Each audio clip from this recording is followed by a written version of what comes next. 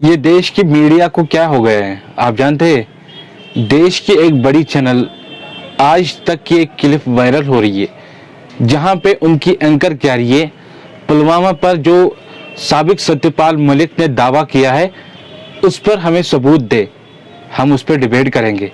बकौल ये पापा की परी कह रही है कि पुलवामा हमले पर कोई सबूत मौजूद नहीं है। मैं चाहता हूं कि इस मोहतरमा की पहले आप ये बात सुने, फिर आगे चर्चा करते हैं। श्याम जी, क्या तथ्य है आपके पास जिससे आप ये साबित कर सकें जो सत्यपाल मलिक ने आरोप लगाए हैं वो सही है? सत्यपाल मलिक तत्कालीन गवर्नर थे। मैं आपसे पूछ रही हूँ आपके पास क्या तथ्य है, क्योंकि आप मीडिया को चुनौती दे रहे हैं। अगर आपके पास तथ्य, मैं आपको चुनौती देती हूँ, दिखाइए। 4 घंटे बहस करेंगे। ये दोस्तों सबूतों की बात करेंगे। पहला सबूत इंडियन एक्सप्रेस का ये इंटरव्यू। आप जानते हैं इंडियन एक्सप्रेस ने जो है सत्यपाल मलिक का इंटरव्यू किया था और ये इंटरव्यू कब किया गया था? ठीक हमले के एक दिन बाद, जब सत्यपाल मलिक जम्मू कश्मीर के मौजूदा गवर्नर थे। और आप जानते हैं कि सत्यपाल मलिक ने जो है इस इंटरव्यू में क्या कहा, आपकी स्क्रीन पे ये रहा। पुलवामा हमला इंटेलिजेंस की नाकामियां है, हम भी कसूरवार है। ये खुद जो है गवर्नर एतराफ कर रहा है, यानी कि सत्यपाल मलिक उस वक्त जो है खुद एतराफ कर रहा है कि हम भी इसके कसूरवार है। बकौल सत्यपाल मलिक, हमारी सिक्योरिटी एजेंसी पता नहीं कर पाई कि किस तरह से मिलिटेंटों ने 300 किलोग्राम आरडीएक्स लेकर हमारे जवानों के पास पहुंच गया। ये पहला सबूत। सबूत नंबर 2, दैनिक भास्कर की ये रिपोर्ट, जवानों को हवाई सेवा से भेजने की तजवीज 4 महीनों से वजीर दाखिला में अटकी। दूसरा जो खबर जो है ये हिम्मत तात्रे की ये जो खबर है, ये पुरानी खबर है।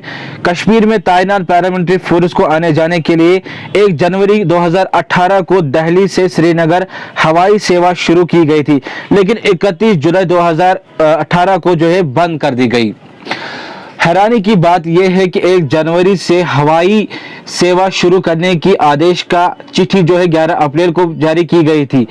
जराये के हवाले से खबर है, पैरामिलिट्री फोर्स जवानों को दोबारा हवाई सेवा शुरू करने की तजवीज 4 महीनों से अटकी, यानी कि वजीर दाखिला के पास जो है ये मामला अटका रहा। और जिस तरीके से खबर आ रही है कि इसे माली वजूहात की वजह से जो है वो रोका गया, यानी कि इसे माली वजूहात की वजह से जो है मंजूरी नहीं दी गई। आप सुनिए कि आगे क्या कह रहे हैं। 4 फरवरी को बर्फबारी की वजह से जम्मू में फंसे सीआरपीएफ जवानों को भी हवाई जहाज भेजने की मंजूरी मांगी गई थी। सीआरपीएफ ने एक तजवीज बनाकर जो है हेडक्वार्टर भेजी और हेडक्वार्टर ने जो है ये तजवीज जो है वजीर दाखिला को भेजी, लेकिन कोई जवाब न आकर सीआरपीएफ का काफिला 14 फरवरी को सुबह 3:30 बजे जम्मू से श्रीनगर के लिए रवाना हुआ। और आप जैसे कि जानते हैं कि दिन के 3:15 बजे आतंकवादियों का ये बड़ा हमला हुआ था। 3 मामले इसमें जो है वो सामने आ रहे। हवाई सेवा थी वो बंद कर दी गई।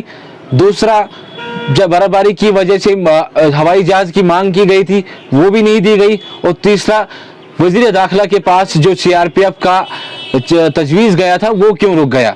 जिस तरीके से पापा की परी कह रही है कोई सबूत नहीं। अगर हम द पॉइंट की पूनम अग्रवाल की रिपोर्ट की बात करें, जिसमें एक सीनियर सीआरपीएफ ऑफिसर जो है वो कह रहा है कि जवानों के लिए जो है सीआरपीएफ के जवानों के लिए हवाई नकल व हमल के लिए एक दरखास्त पर किसी ने जवाब देने की जहमत नहीं की, यानी कि अगरचे हमने एक सीनियर सीआरपीएफ का एक ऑफिसर जो कह रहा है कि हमने जो है जवानों के लिए हवाई सेवा के लिए एक दरखास्त भेजी थी, किसी ने जो है जवाब देने की कोई जहमत नहीं की। अब देखिए कि सत्यपाल मलिक का ये बयान क्या है। उन्होंने कहा कि पुलवामा हमला सोची समझी चाल थी जिसकी साजिश 2019 इलेक्शन के मद्देनजर रखी गई थी और जिसमें बीजेपी की सरकार जो है यानी कि बीजेपी जो है वो जीत गई थी। बकौल जो है सत्यपाल मलिक जो कह रहे हैं कि सीआरपीएफ जवानों को जब गाड़ियों से लिया गया और सीआरपीएफ को जिस रास्ते से लिया गया था उसमें 8 या 9 नाके थे और उन नाकों को छोड़ दिया गया, यानी कि वो कह रहे हैं कि उन नाकों को छोड़ दिया गया और उन्हीं नाकों पर जो है आतंकवादियों का एक बड़ा हमला हुआ। ये जो है सत्यपाल मलिक का बयान है कि एक सोची समझी चाल थी जो 2019 का जो ये सीआरपीएफ का एक जवानों के ऊपर जो हमला हुआ, ये एक सोची समझी चाल थी। ये खुद सत्यपाल मलिक कह रहे हैं।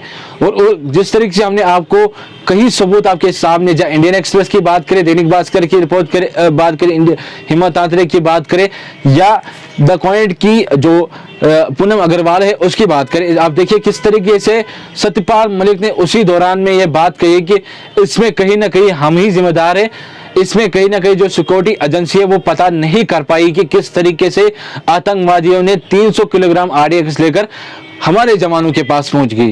ये जो बयान है ये सत्यपाल मलिक का है, और ये उसी दिन का बयान है जब उसी दिन का बयान है जब पुलवामा में आतंकवादियों के तरफ से जो एक बड़ा हमला हुआ था। शायद कई मीडिया की एजेंसियों को जो है ये मामले नजर नहीं आ रहे।